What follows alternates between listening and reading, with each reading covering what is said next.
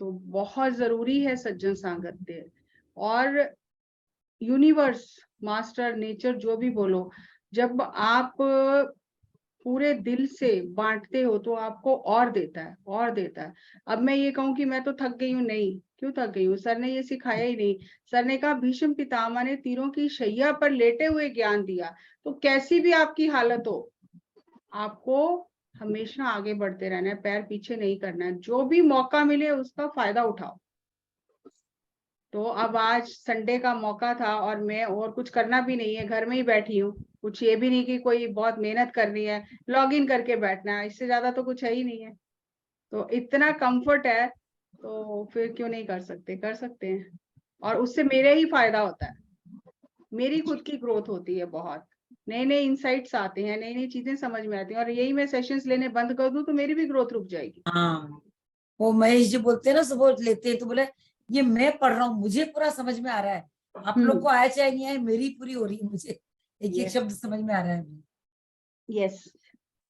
तो आज का हमारा टॉपिक है गुरु साक्षात परब्रह्मा। वैसे तो मैं गुरबानी से बना रही थी, और उसमें मैं गुरबानी तो नहीं अब ले रही हूँ, कि अगर आपके जीवन में कोई पूर्ण गुरु आता है तो समझो आपके कई जन्मों के भाग्य उदय हुए हैं। नहीं तो पूर्ण गुरु का आपके जीवन में आगमन हो ही नहीं सकता। अगर आपके जीवन में पूर्ण गुरु का आगमन हुआ है, आपको उनका सानिध्य मिला है, तो समझो आपके कई जन्मों के भाग्य उदय हुए हैं। अब भाग्य उदय तो हो गए, गुरु तो मिल गया, लेकिन आगे इंसान को करना क्या है? बहुत बार ऐसा होता है, गुरु मिलता है, भाग्य उदय हो गया, गुरु मार्ग भी बताता है, क्या करना है क्या नहीं करना वो भी बताता है, लेकिन फिर भी हम नहीं करते। तो हमें जो फायदा होना चाहिए वो नहीं होता। फिर गुरु जो कहता है अगर हम वो नहीं करते तो ये गुरु को मानना नहीं है। गुरु को मानना मतलब गुरु की मानना। लेकिन 99% लोग गुरु को मानते हैं, उसकी मूर्ति लगाएंगे, पूजा करेंगे, हार चढ़ाएंगे, बरसी मनाएंगे, सब कुछ करेंगे, लेकिन गुरु जो कह के गया है वो नहीं मानेंगे, वो हम अपनी मर्जी करेंगे। तो ये दोनों चीजें साथ साथ नहीं चल सकती हैं। या तो आप गुरु की मानो तो गुरु आपको आगे बढ़ाता जाएगा। तो अगर आप अपनी मन मर्जी कर रहे हो तो आप गुरु की नहीं मान रहे हो, आप अपनी मन की मर्जी कर रहे हो। और जब आप अपने मन की मर्जी कर रहे हो, आप कितने ही गुरु को अगरबत्तियां जलाते रहो, गुरु गुरु करते रहो, गुरु आपका साथ नहीं देगा। क्योंकि जो कहा जा रहा है वो नहीं कर रहे हो आप खुद को धोखा दे रहे हो, अपने आप को धोखा दे रहे हो। तो इसलिए मुझे ये समझ में आया कि हमारे जीवन में भी एक ऐसे गुरु का आगमन हुआ, हम सबके जीवन में। और उन्होंने हमें मार्ग बताया कि हमें जीना कैसे है, जीवन का उद्देश्य क्या है, हमें आगे कैसे बढ़ना है, बीमारियों से मुक्त कैसे होना है, क्या करना है क्या नहीं करना, एक एक चीज हमारी भाषा में बताई। अब हम कहें कि हमें गीता समझ नहीं आती है, गुरु ग्रंथ साहब समझ नहीं आता, कुरान समझ नहीं आती, बाइबल समझ नहीं आती, क्योंकि हम इतना, हमारी बुद्धि नहीं है। लेकिन पत्री जी ने हमें हमारी भाषा में समझाया। हमें इंग्लिश आती है तो इंग्लिश में समझाया, हिंदी आती तो हिंदी में समझाया, तेलुगु आती जिनको उनको तेलुगु में समझाया। हमें हमारी भाषा में हर चीज सरल करके बताई, क्या करना है क्या नहीं करना है, कैसे जीवन जीना है। हमें एम्पावर किया, हर एक को सशक्त बनाया, और एक ही बात कही कि ये मास्टर बनो, अपने मास्टर बनो, किसी के मास्टर नहीं बनना, अपने मास्टर बनो। तो वो चीजें हमने अपने भीतर कितनी गहराई से उतारी हैं, इसी का हमें बार बार चिंतन करना है, मनन करना है, कि हम गुरु की मान रहे हैं कि गुरु को मान रहे हैं। बहुत फर्क है गुरु की मानने में और गुरु को मानने में। और पत्री जी ने स्वर्णामृतम नाम से पत्री मैडम का पूरा जर्नी अपने सामने शेयर कराया, उसके 100 एपिसोड बने। और पत्री जी बकायदा 25, 50, 75, 100 एपिसोड में साथ रहे। और उन्होंने ये जब फर्स्ट एपिसोड जब स्टार्टिंग हुआ था, तो पत्री सर ने कहा कि मेरे पास PSSM की कही हुई कहानी है, और स्वर्ण माला जी के पास PSSM की अनकही कहानी है जो मुझे भी नहीं पता, मुझे भी अभी पता चल रहा है, क्योंकि सर तो प्रचार में ही लगे रहे, तो कभी इतनी इन चीजों की ओर सर ने ध्यान नहीं दिया। और वो बैक ग्राउंड में फैमिली लाइफ और सारा जो था वो सब पत्री मैडम संभालती रही, और बहुत सारी चीजें बस सर आगे बढ़ते गए और उन्होंने पीछे मुड़कर देखा नहीं, और बैक सपोर्ट में मैडम अपना सारा काम करती रही। और पत्री जी ने ये कहा कि मुझे भी आज पता चल रहा है बहुत सारी बातें जो मुझे भी नहीं पता थी। तो पीछे जो संसार में निर्वाण की उदाहरण जीकर दिखाई हमें, तो पत्री सर और पत्री मैडम ने दोनों ने इकट्ठे जीकर दिखाई। लेकिन जब समय था तो पत्री सर लीड लेके आगे बढ़ते गए, और जब समय आया और पत्री जी ने महिला ध्यान महाचक्र की जब अनाउंसमेंट की 2019 में, तो पत्री मैडम को उसका प्रेसिडेंट बनाया। और पत्री मैडम के मार्गदर्शन में ये 4 महिला ध्यान महाचक्र हुए, 3 पत्री सर के सामने हुए और चौथा उनके जाने के बाद यज्ञ हुआ, जिसको पत्री मैडम ने ही लीड किया। और पत्री जी धीरे धीरे अपनी चेयर पर मैडम को बिठाते चले गए, किसी को समझ आई किसी को नहीं आई। लेकिन कोरोना के टाइम में जब सर ने बहुत टाइम घर पर स्पेंड किया मैडम के साथ में, तो बहुत सारे सेशंस में उन्होंने अपनी चेयर पे पत्री मैडम को बिठाया, और बहुत जगह पर उन्होंने ये कहा कि पत्री मैडम जब मैं बैक सीट पे आता हूँ तो वो फ्रंट सीट ले लेती हैं, और बहुत ब्यूटीफुली वो चीजों को मैनेज करती हैं। और जो गुरु है वो हमेशा लघु का मार्गदर्शन करता है। 2 शब्द हैं, गुरु और लघु। जो गुरु है, और गुरु कोई भी हो सकता है, जो हमसे ज्यादा जानता है वो हमारा गुरु है किसी भी फील्ड में। तो हमेशा गुरु लघु का मार्गदर्शन करता है, गुरु ही अंधकार से प्रकाश की ओर लेकर जाता है। और पत्री जी ने जो PSSM का एजेंडा रखा, सबसे पहला बी अ मास्टर, किसी के शिष्य नहीं बनाया, किसी के चेले नहीं बनाया, कि आप अपने मास्टर खुद बनो। और उसके लिए जो उनका एजेंडा था कि मास्टर बनने के लिए आप सांसों के साथ रहो, आनापानासती ध्यान करो, 18 प्रिंसिपल को फॉलो करो, स्वाध्याय करो, सज्जन सांगत्य करो, पिरामिड एनर्जी को यूज करो और शाकाहारी बनो। तो इस एजेंडे को लेके सर अकेले चले और कारवा बनता गया और लोग उनके साथ जुड़ते चले गए। ये कहा जाता है कि भूले हुए व्यक्ति को मार्ग बताने के लिए अगर गुरु मिल जाता है तो समझो उसके बहुत पूर्व जन्मों के पुण्य हैं जो उसे गुरु मिला है, उसे मार्ग बताने के लिए। हम सब भी भूले हुए थे और सर हमारे जीवन में आए, ध्यान हमारे जीवन में आया, तो हमें भी मार्ग मिला। इसीलिए कहा जाता है गुरुर ब्रह्मा गुरुर विष्णु गुरु देवो महेश्वरा गुरु साक्षात पर ब्रह्मा तस्मै श्री गुरु वे नमः। गुरु ही ब्रह्मा है, गुरु ही विष्णु है, गुरु ही महेश्वर है, गुरु ही साक्षात पर ब्रह्म है। इसलिए मैं गुरु को नमन करता हूँ। और ब्रह्मा विष्णु महेश का अर्थ है क्रिएटर, सृजन करने वाला, सस्टेनर, पालन करने वाला, डिस्ट्रॉयर, उसका लय करता, विनाश करने वाला। तो ये गुरु ही है जो तीनों का सृजन करता, पालन करता और विनाश करता है, लय करता भी है। और ये जो मनुष्य जीवन है ये आखिरी अवसर कहा गया है। 84 लाख योनियों से भटक भटक कर फाइनली हम मनुष्य जीवन में आते हैं।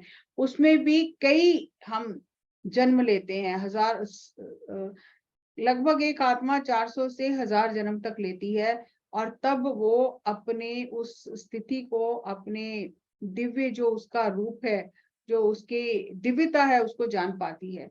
तो ये इसीलिए संत और युग पुरुष बार बार कहते हैं कि आखिरी मौका है। आज हमारे जीवन में ध्यान आया है तो ये मत समझो कि हमारा पहला ही जन्म है और हमारे जीवन में ध्यान आ गया।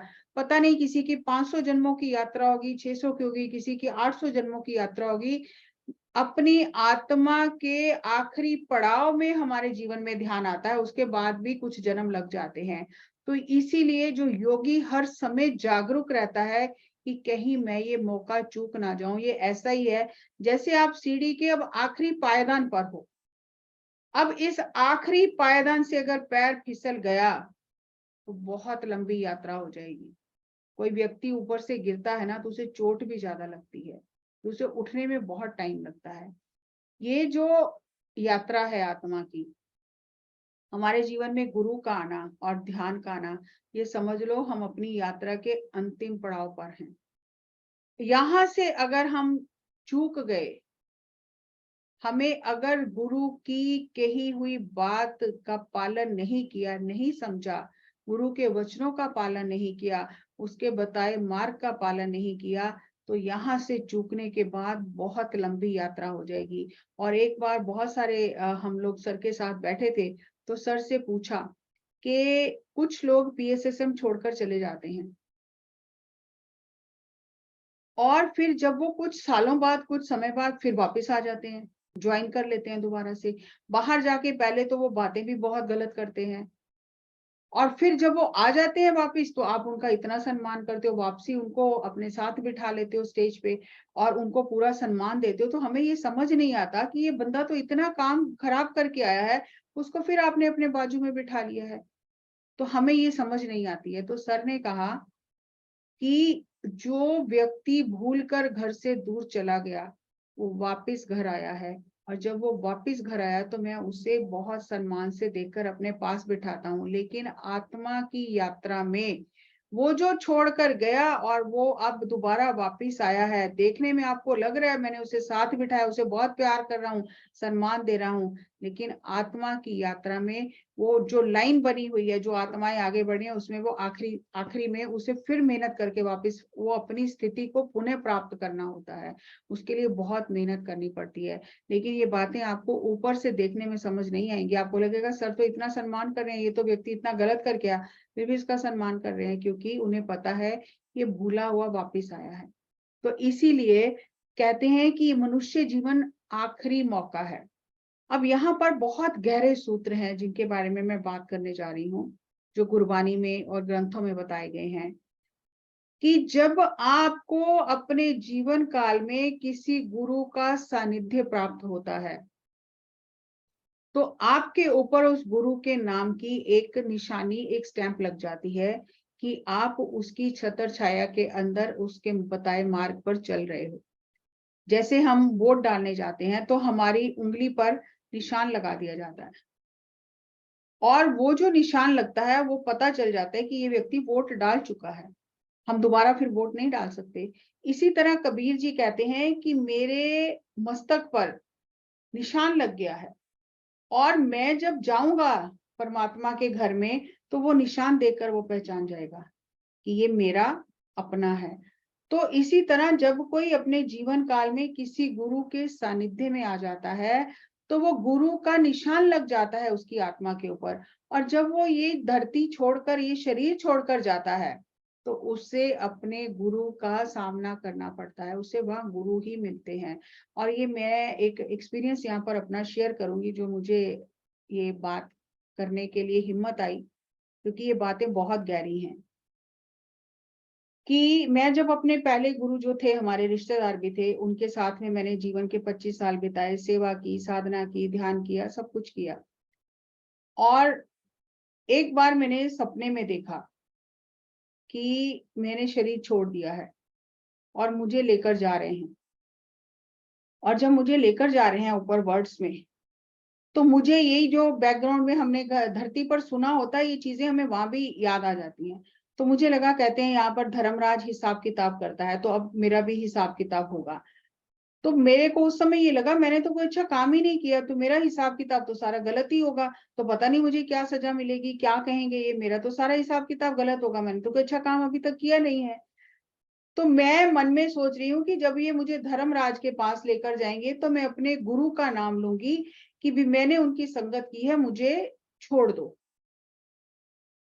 तो जब मेरे को एक जगह ऐसी लेकर गए जहां पे हिसाब किताब होता है, ये जो मैंने आपको रेड कलर का ये दिखाया है, वही पुराने जमाने की होती थी, मैंने खुद देखी।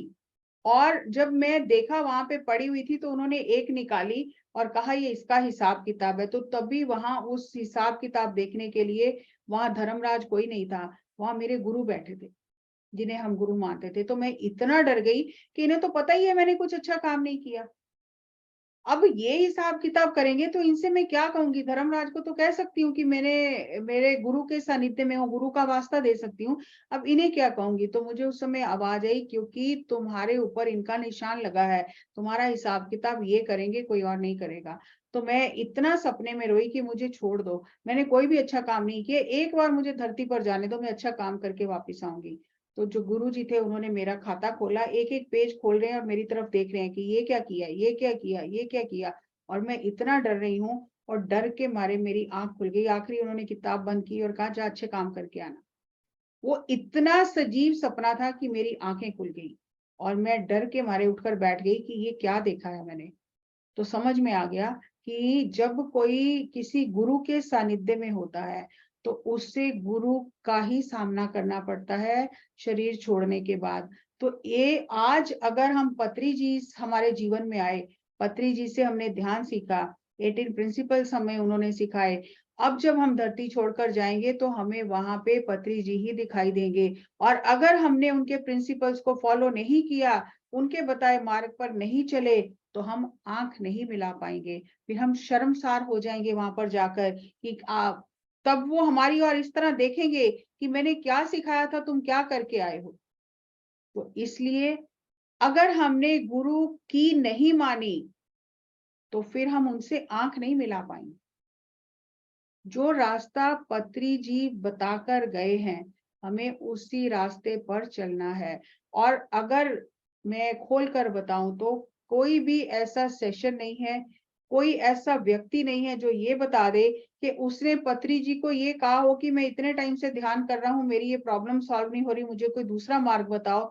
और सर ने उसे कहा हो कि जाके पास्ट लाइफ रिग्रेशन करो, या इनर चाइल्ड वर्कशॉप करो, या कुछ और करो। किसी को सर ने कभी ऐसा नहीं कहा। वो यही हमेशा कहते थे, और ध्यान करो, ध्यान प्रचार करो, और ध्यान करो, तब अपने आप सब ठीक हो जाएगा। आप ध्यान प्रचार करो, आप ध्यान करो। कभी सर ने नहीं कहा कि जाके वर्कशॉप अटेंड करो। लेकिन आज हमें नई नई चीजें इतनी प्रभावित करती हैं, इतनी अट्रैक्ट करती हैं कि हम सर के बताए हुए ध्यान को छोड़कर अलग अलग तरह की गाइडेड मेडिटेशन करते हैं, अलग अलग तरह की वर्कशॉप में जाते हैं नॉलेज लेने के लिए, ठीक है। लेकिन आपके अंदर ये बात गहराई तक उतर जानी चाहिए आत्मा में कि मुझे उसी रास्ते पर चलना है जो पत्री जी ने दिखाया है, ताकि जब मैं शरीर छोड़ के जाऊं तो मैं उनसे आंख मिला सकूं कि सर जो आपने सिखाया था मैंने वही किया है। क्योंकि हमें वहां वही दिखाई देंगे, वही मिलेंगे हमें। तो इसलिए हम अपनी जिंदगी को अवेयरनेस के साथ जिए, हर किसी के पीछे जाकर अपना समय और ऊर्जा को खराब ना करें, ताकि हमें ये बाद में पता चले कि हम अब आंख मिलाने की हमारी हिम्मत नहीं है। और इसकी एक बहुत अच्छी स्टोरी आती है बुद्ध और देवदत्त की। आज गुरु ने सारे मार्ग खोजे, सारी विधियां की, जैसे गौतम बुद्ध ने सारी विधियां की, पत्री सर सभी ऑर्गेनाइजेशंस में गए, हर एक सिस्टम को देखा, और फाइनली उन्हें ये सिस्टम लगा कि आनापानासती ध्यान ही बेस्ट है, और ये 18 प्रिंसिपल बेस्ट है। ना तो दीक्षा की जरूरत है, ना किसी को अपने साथ बांधने की जरूरत है, ना वस्त्र बदलने की जरूरत है, ना कोई मालाएं पहनने की जरूरत है, ना कोई पत्थर पहनने की जरूरत है। सादा जीवन धरती पर आकर जीना है और ध्यान करना है, संतुलित जीवन जीना है, और ध्यान भी आनापानासती। जिस तरह सर कहते थे सूरज सबके लिए एक है, चांद सबके लिए एक है, ध्यान भी सबके लिए एक है। तो इसी तरह से भगवान बुद्ध ने सारी विधियां खोजी, सारी विधियां की, जो जो किसी गुरु ने कहा सब कुछ किया। लेकिन 5.5 साल के बाद भी उन्हें वो अवस्था प्राप्त नहीं हुई जिसके लिए उन्होंने इतनी साधना की। तो उन्होंने सब कुछ छोड़ दिया, और जिस रात वो बोध वृक्ष के, बोधि ट्री के नीचे बैठकर सिर्फ सांसों को महसूस कर रहे थे, तो उनके सामने पूरा सब कुछ खुल गया। पिछले जन्म खुल गए, कर्म सिद्धांत, जन्म परंपरा, सब कुछ पता चल गया, और आने वाला भी पता चल गया कि अब आगे मुझे क्या करना है। तो उन्होंने आके फिर संघ की स्थापना की, और अपने पहले 5 मित्रों को सारनाथ जाके ध्यान सिखाया, और धीरे धीरे संघ बनता गया। अब जब संघ बन गया तो आनंद और देवदत्त जो उनके कजन थे, दोनों ने एक समय पे गौतम बुद्ध से दीक्षा ली। लेकिन आनंद सेवा करता था, और देवदत्त जो था वो ईर्ष्या बहुत करता था। उसे लगता था कि मुझे मिलना चाहिए, ये सम्मान जो बुद्ध को मिला है वो मुझे मिलना चाहिए। तो उसने साधना भी की बुद्ध के मार्गदर्शन में, और धीरे धीरे कुछ सिद्धियां शक्तियां भी आ गई। और वो घुल मिल गया भिक्षुओं में, और उनका कजन तो था ही, तो थोड़ा सम्मान भी हो जाता है। लेकिन अंदर से बहुत ईर्ष्या करता था। उसने गौतम बुद्ध को कहा कि मुझे आप हेड बना दो, ये भिक्षुओं का हेड बना दो। तो उन्होंने कहा कि नहीं, तुम्हारी काबिलियत नहीं है, तुम्हें नहीं बनाया जा सकता। तो उसने फिर गौतम बुद्ध को मारने की कोशिश की। एक बार वो जा रहे थे, ऊपर से पत्थर फेंका, लेकिन पत्थर उनके आगे गिरा और उसके 2 टुकड़े हो गए। जान से मारने की कई बार कोशिश की, कई बार बदनाम करने की कोशिश की। या इतना समय नहीं है कि मैं सारी चीजें ले सकूं। तो उसने एक स्त्री का मर्डर करवाकर गौतम बुद्ध की कुटिया के पीछे उसे दबवा दिया, और जाकर कंप्लेंट कर दी राजा को कि देखो, इन्होंने स्त्रियों को रात को बुलाते हैं और उनके साथ गलत काम करके उन्हें मार के पीछे दबा देते हैं। तो वो देखा तो वहां से वो निकली। तो लेकिन बाद में ये खुल गया कि ये बहुत बदनामी की, लेकिन ये खुल गया कि ये देवदत्त ने ही किया है। तो जब देवदत्त कुछ भी नहीं कर पाया, तो उसने क्या किया कि कुछ भिक्षुओं को भड़काकर अपना अलग संघ बना लिया। संघ के नियम भी बुद्ध से कुछ अलग रख दिए, और लोग उसमें जुड़ते चले गए, क्योंकि कुछ शक्ति सिद्धि दिखाओ तो लोग जुड़ जाते हैं। तो वो अपने लोगों को बुद्ध के संघ में भेजता था, भिक्षुओं को। वो वहां सुन के आते थे गौतम बुद्ध क्या प्रवचन कर रहे हैं, आके वो इसको बताते थे देवदत्त को। तो जो गौतम बुद्ध कहते थे उससे ये बढ़ा चढ़ाकर बताता था भिक्षुओं को। तो एक ऐसी कथा आती है कि गौतम बुद्ध ने एक बार प्रवचन में कहा कि 7 लोग हैं। और जब जो इसके जासूस थे उन्होंने जाकर बताया कि आज सुबह प्रवचन में ये कहा गया है, तो देवदत्त ने कहा 7 नहीं, 700 लोग हैं। गौतम बुद्ध को पता नहीं है 7 के आगे, लोग तो 700 हैं, मैंने 700 देखे हैं। तो भिक्षु बहुत प्रभावित हो गए कि इसको तो बुद्ध से ज्यादा पता है। और इस तरह की बहुत सारी चीजें करके, भरमा के, बहुत सारे बौद्ध भिक्षुओं को तोड़ के अपने साथ जोड़ लिया। लेकिन सत्य तो सत्य ही है। सारी पुत्र जो हैं और जो मुखी भिक्षु थे, उन्होंने जाकर समझाया, लेकिन वो नहीं माना, और हर तरह से ईर्ष्या वश होकर कुछ ना कुछ ऐसा करता रहा। और आखिर में उसके जब समय आया शरीर छोड़ने का, वो बहुत तकलीफ में था। फिर उसने गौतम बुद्ध को संदेश भेजा कि एक बार मुझे आके मिल जाओ, मैं अपनी भूल की क्षमा मांगना चाहता हूँ, क्योंकि मरने के समय हर किसी को पता चल जाता है उसने क्या गलत किया है। तो गौतम बुद्ध फिर भी उन्होंने कहा हाँ मैं आऊंगा, और लेकिन वो मिल नहीं पाए, और उससे पहले ही देवदत्त ने अपना शरीर छोड़ दिया। शक्तियों के प्रभाव में आ जाना, किसी की एनर्जी के प्रभाव में आ जाना, ये बहुत स्वाभाविक है। लेकिन जो गुरु की मानता है, गुरु के दिए हुए सिद्धांत को पकड़े रखता है, वो भटकता नहीं है। और जो भटक जाता है उसकी यात्रा बहुत लंबी हो जाती है। तो आज जो पत्री जी हमें 18 प्रिंसिपल देके गए हैं, और पत्री जी हमें ये कहकर बता कर गए हैं, मैं शकुंतला जी से वो शेयर कर दूंगी। वीडियो है, सब देख सकते हो जाके। 48th एनिवर्सरी ऑफ पत्री जी, जाके यूट्यूब पे देखिए। उसमें पत्री सर ने साफ बोला है, I am very happy, PSSM is in PSSM is safe in her hands. कि स्वर्णमाला पत्री जी के हाथों में पीएसएसएम अब सेफ है, इसलिए मैं बहुत खुश हूँ। ये उनके बॉडी वेकेट करने से सिर्फ 2 महीने पहले की बात है। और कन्नड़ा टीवी का जब चैनल लॉन्च हो रहा था, उसी समय तो पत्री जी ने वहां अपने मैसेज में ये कहा था, मैं वो क्लिपिंग ढूंढवा रही हूँ, उसका शॉर्ट बना के सबको शेयर करूंगी, कि पत्री जी ने ये कहा था, you have snatched my chair and I am happy, you deserve it. कि तुम मेरी कुर्सी तुमने ले ली है, लेकिन मैं बहुत खुश हूं क्योंकि तुम इसके लायक हो। तुमने अपनी काबिलियत से ली है, मैंने नहीं दी है, तुमने अपनी काबिलियत से ली है। आज पत्री जी पत्री मैडम को सौंप कर गए हैं सब कुछ, और हमारे लिए पत्री मैडम का आदेश पत्री सर का ही आदेश है। और विज्ञानाचार्य जी ने इतना जो सम्मान किया है पत्री मैडम का, इन्होंने देखा है वही जानते हैं। तो हमें किसी की भी एनर्जी, सारे मास्टर अच्छे हैं, सभी सीनियर हैं, सबका सम्मान करो, सबको सुनो, लेकिन अपने अंदर बार बार तोलो कि क्या ये पत्री जी के प्रिंसिपल्स के साथ चीजें मैच कर रही हैं कि नहीं कर रही हैं। अगर नहीं मैच कर रही है, ये जीवन यात्रा आपकी है, ये आखिरी अवसर है। और हमारे जो हाथ पे समझो, या हमारे माथे पे पत्री जी का निशान लगा हुआ है, कि हम उनको उनके मार्गदर्शन में है हम, तो हम कोई ऐसा काम ना करें कि हमें नजरें झुकानी पड़े। तो इसलिए ये मनुष्य जीवन बहुत कीमती है। सोच समझकर, बहुत ही सावधानी से, जागरूकता से काम करो।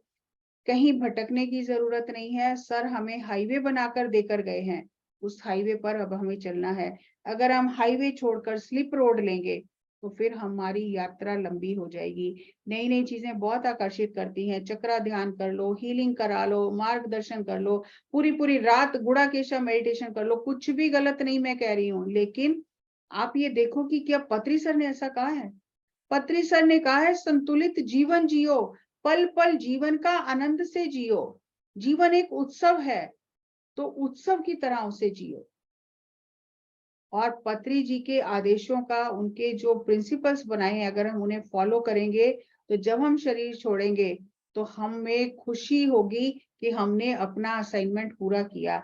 और जो अपना असाइनमेंट पूरा नहीं करता है ना, फिर उसे बहुत दुख होता है कि मैं क्यों अधूरा छोड़ के आया। और जब कोई आत्मा अपना असाइनमेंट पूरा करके जाती है ना धरती से, गुरु के वचनों का पालन करके, तो फिर गुरु उसका स्वयं स्वागत करता है कि ये जो मैंने कहा था वो करके आया है, जी कर आया है, तो गुरु उसे शाबाश देता है वहां पर। तो हम भी ये परीक्षा पास करें। हम जो परीक्षा भवन में सर हमें छोड़कर गए हैं और हमें ये आंसर्स बता के गए हैं कि ये क्वेश्चन है, ये आंसर्स हैं, अपने आंसर रट लो। तो हम 18 प्रिंसिपल को फॉलो करें, आनापानासती को फॉलो करें, और जो पत्री जी PSSM को पत्री मैडम के हाथ में सौंप के गए हैं, पत्री मैडम के आदेश का पालन करें। तो कहीं भी कुछ भी रुकावट नहीं है। जो मुझे समझ में आया मैंने आप सबके साथ शेयर किया, और बाकी आपकी इच्छा है। मैं तो ऐसा ही समझती हूँ। Thank you, thank you, thank you.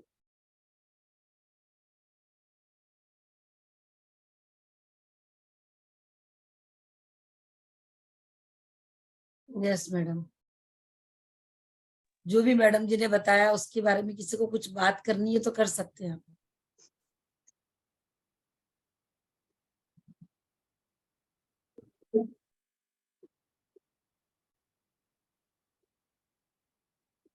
Yes Rajkumar ji. हाँ नमस्कार कृष्ण जी। नमस्कार जी। और जी, आपने बताया वो सब हमको काफी बहुत कुछ अच्छा लगा बहुत। और ये आपने बताया कि गुरु की बात मानो, गुरु को नहीं मानो, बहुत अच्छा लगा। ये बहुत आपने अच्छा पॉइंट बताया। यस। एक चीज हमको ये, अगर कोई वेकेट बॉडी वेकेट पहले गुरु से पहले कोई बॉडी वेकेट होए तो ऊपर फिर गुरु को कैसे जवाब देंगे? नहीं, वो गुरु तो हर जगह है। अच्छा। गुरु तो हर जगह, गुरु को कोई स्थान की, समय की सीमा बांध नहीं सकती है। हाँ गुरु ऊपर भी है, नीचे भी है। हाँ, गुरु तो कहीं भी आ सकते हैं, जा सकते हैं। हमें दिखता है वो सिर्फ धरती पर हैं, हमारे साथ हैं, हाँ हाँ हाँ। लेकिन वो तो हर जगह है। इसीलिए जब कहीं भी शिष्य मुसीबत में होता है, अब जैसे जी बहुत सारे ऐसे लोग हैं जो कभी, जिनकी सर्जरी हो रही थी, USA में उनकी सर्जरी हो रही थी, और ऑपरेशन थिएटर में उन्होंने देखा कि डॉक्टर के पास पत्री जी खड़े हैं। कैसे खड़े हैं? हाँ, ये बात भी सही है। फिर इतने ऐसे मास्टर्स के एक्सपीरियंस हैं कि कहाँ कहाँ मुसीबत में उन्होंने पत्री सर को देखा कि उन्होंने उन्हें मुसीबत से निकाला। तो कैसे निकाला? क्योंकि गुरु तो कहीं भी प्रकट हो सकते हैं। उन्हें पता चल जाता है कि मेरा कौन सा शिष्य, या मेरा कौन सा, पत्री सर ने तो शिष्य बनाया नहीं, मित्र, मेरे कौन मित्र। से मित्र को अब मदद की जरूरत है।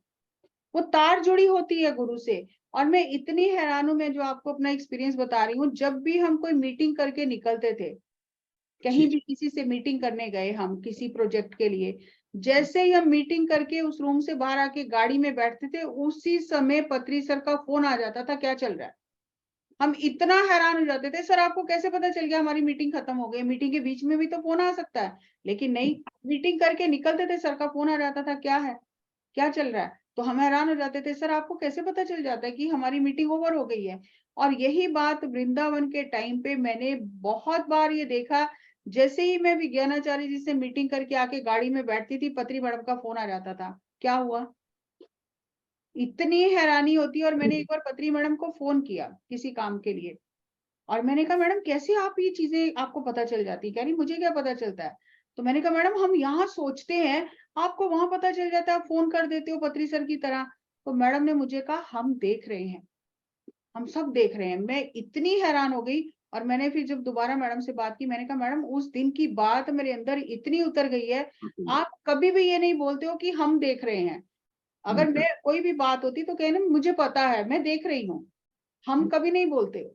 मैंने कहा उस दिन आपने मुझे कहा हम देख रहे हैं, तो मैंने कहा मुझे समझ में आ गया आप दो नहीं हो, आप एक एक नहीं हो, आपके साथ सर भी है, आप 2 in 1 हो गए हो अब। इसीलिए आपने मुंह से ऐसी बात आपके निकली कि हम देख रहे हैं, हम तो 2 हो गए ना। ठीक तो मैंने है। कहा सर तो आप ही के साथ हैं, और आपके माध्यम से अब वो हमें संदेश दे रहे हैं।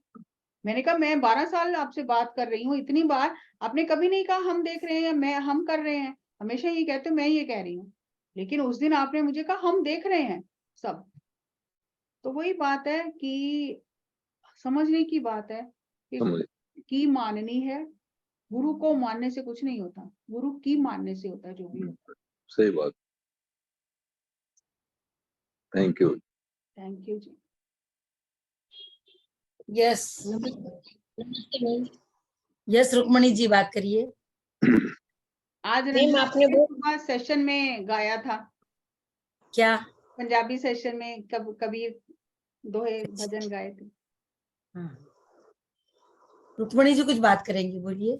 हाँ जी, नमस्ते मैम, आत्मा वंदन। नमस्ते। मैं आज आपने बहुत अच्छा रास्ता बताया। मैं बहुत असमंजस में रह के सबके सुन, इतने में ग्रुप में मिक्स है। कोई बोलता है कि चक्रा ज्वाइन करो, वर्कशॉप करो, समझ में नहीं आता था किसके साथ हम ज्वाइंट हुए, क्या करें। अभी आज मेरे को आपसे पता चला कि ध्यान करना ही जरूरी है। बहुत अच्छा, आज मेरे को रास्ता मिल गया कि ध्यान ही खाली करने का है, दूसरी कोई बातों में उलझना नहीं है। नहीं सुनो, लेकिन उलझो मत। बहुत उलझन हो गई थी मेरे को, क्या करें क्या नहीं, कहाँ जाए, कौन से ग्रुप में जाए, कैसा करे, समझ में नहीं आ रहा था कि क्या करें। मगर आज आपने इतना अच्छा रास्ता दिखाया कि नहीं, ध्यान ही सिर्फ करना है, ध्यान पत्री जी के रास्ते सबसे पे उत्तम चलना। ध्यान है। देखो पहले जमाने में कहते थे कि जैसी संगत वैसी रंगत, आज भी वही बात है, जैसी संगत।